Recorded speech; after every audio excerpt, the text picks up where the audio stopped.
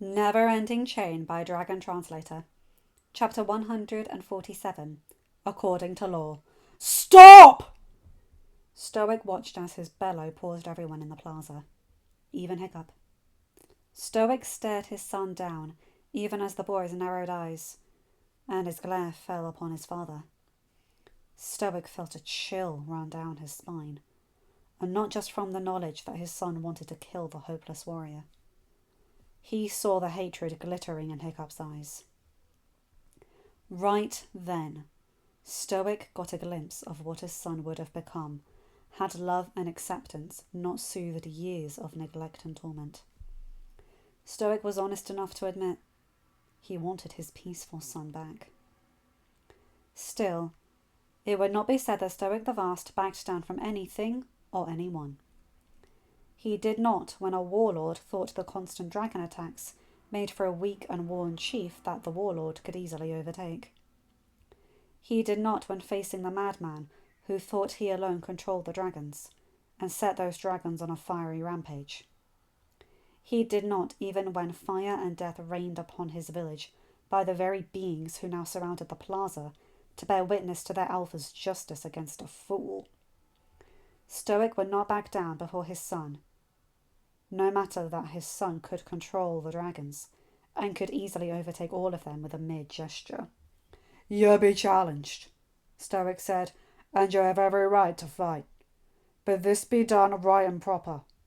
It be done according to the law, son." He saw the moment his words penetrated from the hate Hiccup felt. Hiccup's hand fell away from the sea axe's hilt, and the lad stood straighter. The hatred remained in green eyes that were still as hard as emeralds. But Stoic did not get the impression of a dragon backed into a corner anymore. "Aye, father." Stoic tipped his head at Hiccup's words. Relief flooded him, even as the same chill ran down his spine. Hiccup's voice still held the draconic growl, and it still unnerved Stoic to hear it, even after all this time. Yet the boy had accepted the law instead of the fight. Stoic knew his boy was training, and had been training for months. That he had not been trained for years was a failure Stoic bore every day. And now, Stoic realized just how much he had crippled his boy in those years. If an Ingvidi, I can't read that, happened right now, Hiccup would face a foe who had more years, more weight, and more experience. Hiccup could very well end up dead or severely wounded. The warrior would then die by dragonfire or Astrid's axe, whichever got to the man first. Stoic would put his coin on Astrid before the dragons, given the lass's possessiveness over Hiccup. So Stoic intervened instead, as was his right as chief, and called for a holmgang. The challenge, both to Hiccup's promised and to Hiccup's honour, could be met with no death at the end of the duel. Given the constant dragon attacks that caused the major tribes of the archipelago to form the Treaty of Laws, a holmgang here would be vastly different than one held on the mainland far to the north. Shields were too precious here due to dragon attacks, and thus only 2 were broken instead of 3. Stoic also realised something, and he hoped his son did as well. Since the boy had grown up listening to and reading up on the Treaty of Laws, the law held no prohibition on who his second and shield-bearer could be. Stoic turned to Brynja. "Set up the whole gangster on the west cliffs." Brynja nodded before calling for aid from others in the plaza. Stoic was proud to note Spitelout was the first to step forward, despite the glare old man Jorgensen gave his son. Stoic turned to Hiccup before his father-in-law could turn that glare upon him. Given his mood, Stoic knew he would probably hit the old man. "Get up to Gothi, son, and prepare yourself." "Aye, father." Stoic felt the chill run down his spine again. The growl was still present, and Stoic saw the reactions it sparked in the dragons that called the nest home. Every one of them stared at the hopeless warrior with eyes that bore slits and fangs that promised to rip flesh and torn limbs. Hiccup faced the fool as well, and Stoic saw the man take another step back. Stoic took great pride in knowing everyone, human and dragon alike, who stood in the plaza, saw the man retreat from Hiccup. Hiccup stared at the man, then spun on his good heel and walked away as if the man was beneath his notice. Stoic felt pride flood his body. He had been a blind fool to not see the man his son would become, and only focus on the teen the boy was now. Hiccup climbed the steps back to Toothless's side. Toothless lowered his head, offering not only his back, but also bowing and showing every hopeless warrior that Hiccup held control over him. Stoic felt pride flood him for that as well. All of his sons were honourable leaders and warriors, and would cause the hooligan tribe to prosper and thrive in this changed reality. Hiccup slipped into the saddle. Toothless launched.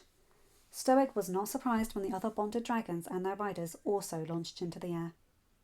He was surprised when Gyda and Shadowfire remained, though. He suspected she would go, if only to give her students some advice. Gyda looked around at the assembled dragons. They all dropped their gazes from their alpha in the air to the mage on the ground when she cleared her throat. Stoic marvelled at that, but then he knew the dragons saw her as an elder and held her to the same regard as they did the other elders, which now included Gothi.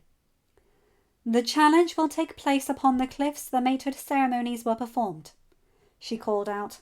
"Our alpha would appreciate your assistance. Guard the field of battle as the human nestmates prepare it. Let none sabotage it." The last sentence had been said with Gyda's gaze firmly upon the hopeless warrior. The man, now not facing a furious Hiccup, chose to get his backbone back in order. Stoic would have pitied the man, his decision to puff up at Gyda, if Stoic had not wanted to throw the man from the cliffs when the tide was out. "You dishonour me, wench!" the man yelled. "You dishonour yourself when you try to bribe Brynja before challenging Hiccup. The handcell was struck before the gods, fool. The only reason your challenge holds any weight right now is because the hooligan tribe still honours the treaty and friendship we have found with the hooligan tribe." "She be right," Stoic declared, not sure how Gyda knew to say all of that, but grateful nonetheless. It kept the hooligans in the right of all of this. None of the man's relatives could call for vengeance, should the man die this day. "Beata, get your man out of my plaza and get him ready for the duel, before I be declaring his challenge invalid due to his lack of honour." Beata merely nodded before clapping a hand upon the fool's shoulder and dragging him away. End of chapter. Hi guys, hope you enjoyed that one. I love how proud Stoic is in this. They're doing everything right, but like the tempers are running high and it's great. I like the dragon's response to Gyda and like her basically glaring at the man saying, "Don't do anything." And the dragons are all like, "We got your back, girl." Love that. Anyway, you guys know the drill. Like, comment and subscribe and hit that bell to be notified whenever I upload a new video. Have a good day, night, or whatever time zone you're in. Bye my guys, gals and non-binary pals. I'll see you in another video. Take care.